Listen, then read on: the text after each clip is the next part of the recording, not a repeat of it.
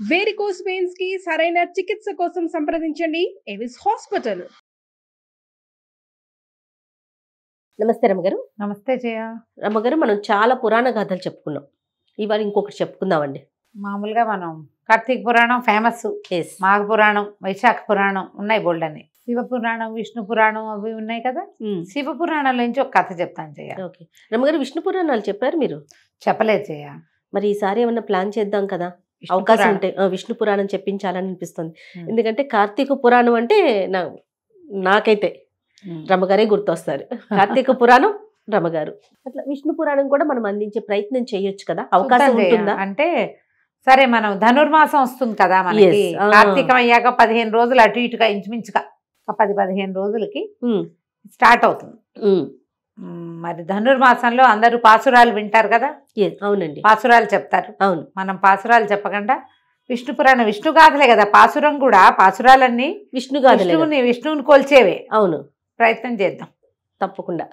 ఆ 30 రోజులు, ధనుర్మాసం 30 రోజులు విష్ణు పురాణం అందించే ప్రయత్నం చేద్దాం. అసలు అంతకన్నా, ఎందుకంటే కార్తీక మాసం అంతా 30, ప్రతి రోజుకి ఒకటి చొప్పున మనము కార్తీక పురాణాలు వింటున్నాం కదా. అవును, అలానే ధనుర్మాసంలో ప్రతిరోజు వచ్చేలాగా మాసం అంతా కూడా. ఒక సంవత్సరం భాగవతం చెప్పుకున్నాము. అవును, భాగవతం వేస్తూనే ఉంటారు మన వాళ్ళు. కుదిరితే మనం విష్ణు పురాణం మాత్రం ట్రై చేద్దాం రమ్మగారు. కాస్త మా కోసం ప్రయత్నం చేయండి, చూద్దాం. శివపురాణంలో నుంచి ఒక కథ చెప్పుకుందాం, నారద గర్భభంగం.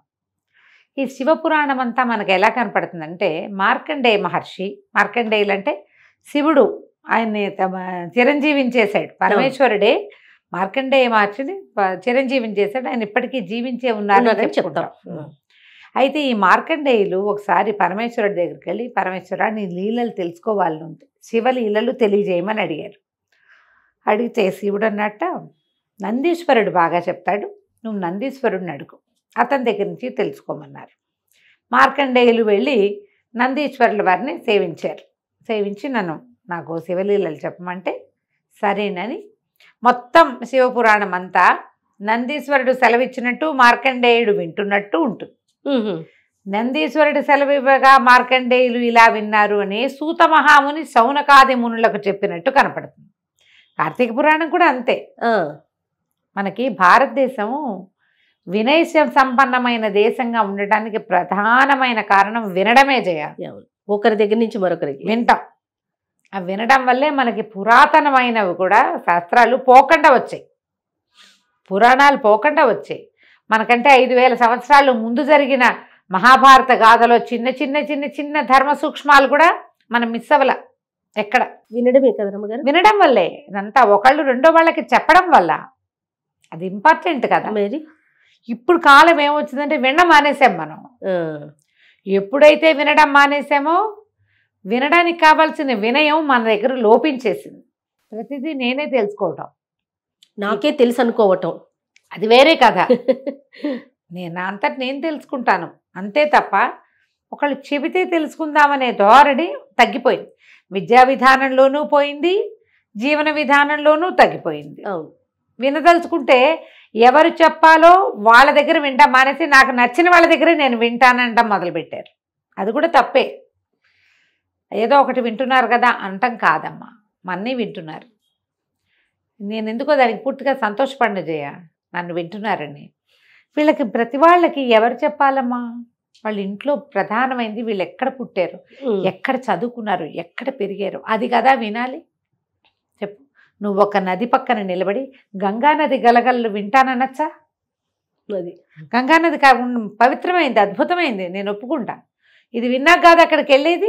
అంతే, ఇది వినకుండా అక్కడికి వెళ్తామంటే ఎట్లా చెప్పు? అవునవును. ఈ ప్రవచనకర్తలు అందరూ ఇప్పుడు పెద్దవాళ్ళు, నన్ను ప్రవచనకర్తను అనకుండా నేను కథకురాలుగా ఉండటమే నాకు ఇష్టం.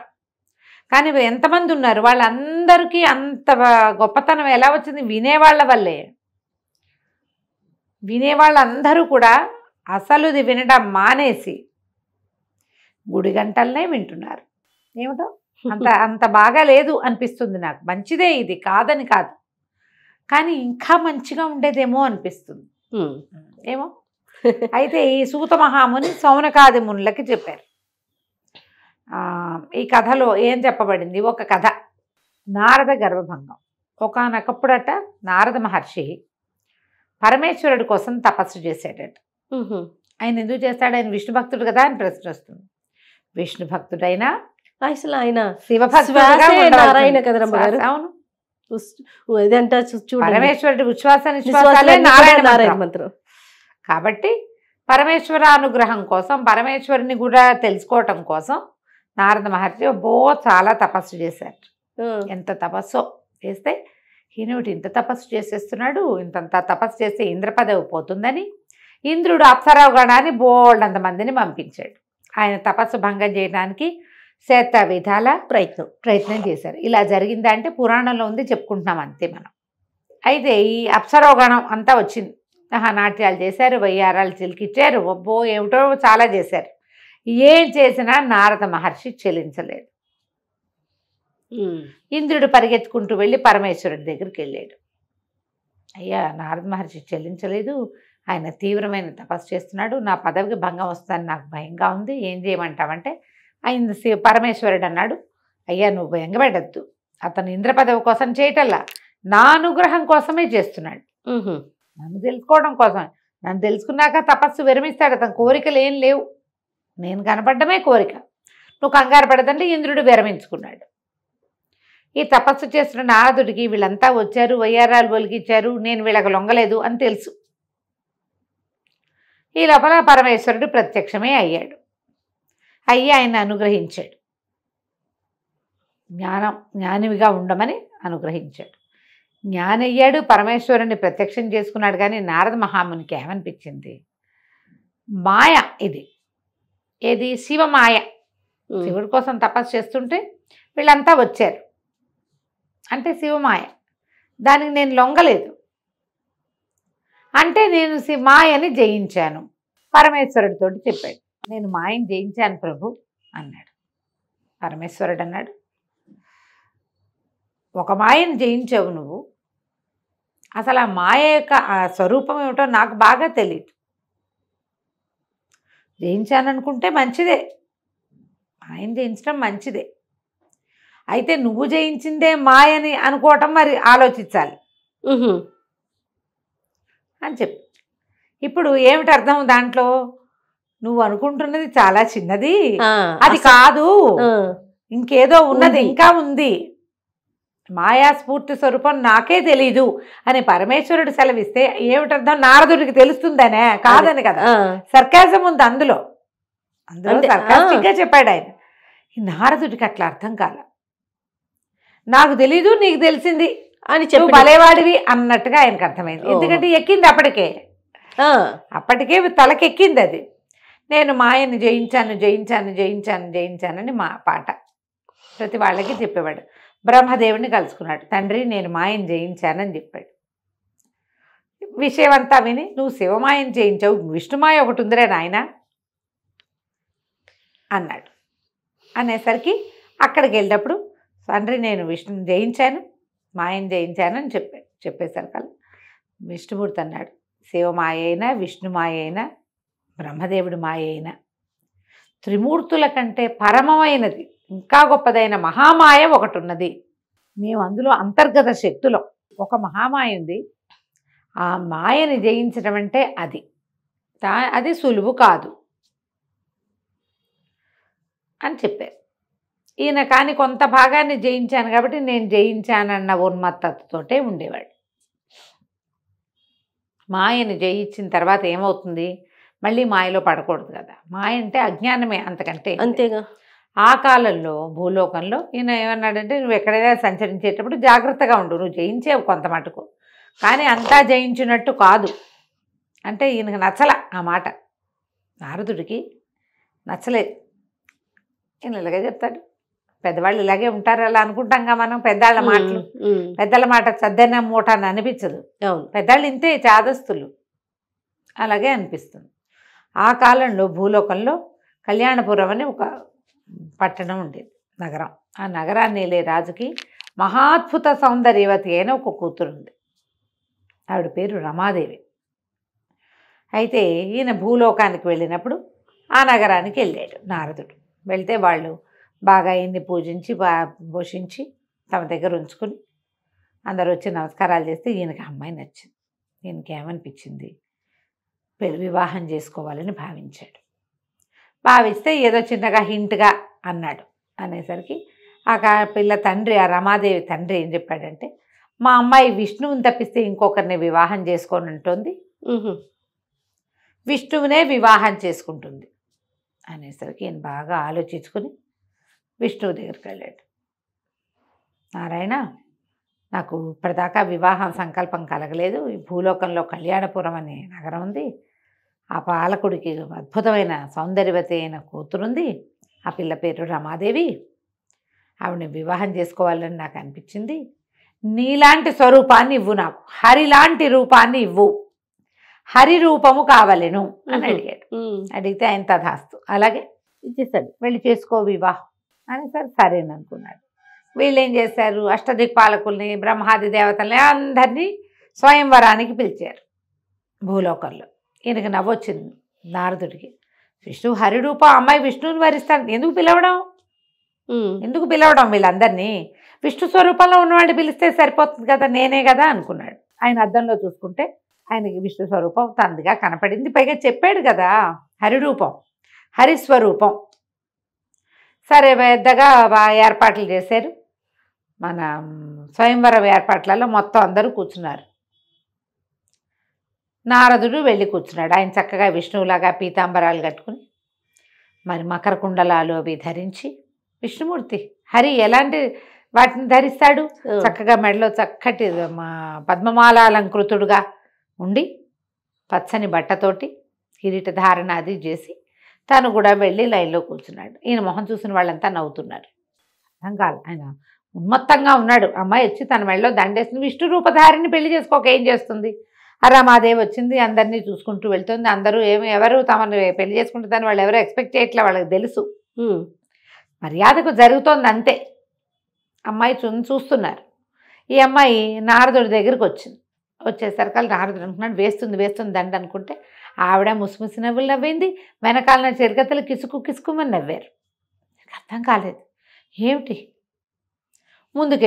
ముందుకెళ్ళేసరికల్లా చక్కగా శంఖచక్రాలు ధరించి గదాపద్మ విభూషితుడిగా ఉన్నటువంటి నారాయణమూర్తి మెళ్ళలో దండేసింది. ఓహో, ప్రసభికులంతా ఓహో అన్నారు. మరి శ్రీమన్నారాయణని వరించిందంటే సాక్షాత్ లక్ష్మి, అంతే, పేరు కూడా రమాదేవి. అందరూ సంతోషించారు. నారదుడికి పిచ్చి కోపం వచ్చేసింది. పెళ్లి వేడుకలు మొదలైపోయినాయి, వివాహం అయిపోయింది. ఆయన ఆవిడని తీసుకుని వెళ్ళిపోయేసరికి వాళ్ళ వెనకాలే వెళ్ళేసరికి విష్ణువుని తోలునాడేశాడు. తోలునాడి, ఇట్లా అంటావా, ఇలా చేసావా, నువ్వు నన్ను పెళ్లి చేసుకోవాల్సింది పోయి నిన్ను చేసుకుంది, నేను నీలాగానే ఉన్నాను కదా అంటే ఈయన ఒక అద్దం తెప్పించి చూపించాడు. నారదుడు పద్మమాలాలంకృతుడుగా ఉన్నాడు, పీతాంబరధారిగా ఉన్నాడు, మకర కుండలాదులు శంఖచక్రాదులు ధరించాడు. మొహం కోతి మొహం. హరి అంటే కోతి. హరికి వేరే అర్థాలున్నాయి. నువ్వేమో అడిగావు, హరిముఖం కావాలని అడిగావు. విష్ణుమాయ అది, జయింపరానిది అది. నారదుడు చాలా సిగ్గుపడిపోయాడు.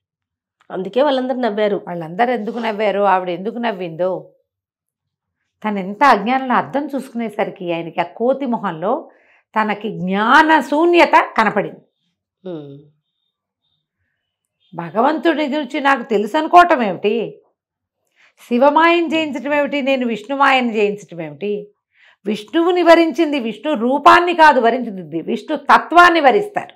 ఇప్పుడు మన శంఖచక్రధారిగా ఉన్న భగవంతుడి స్వరూపం చూస్తే ఆ స్వరూప ప్రేమ కాదు, స్వభావ ప్రేమ. అది విష్ణు తత్వం మీద ప్రేమ.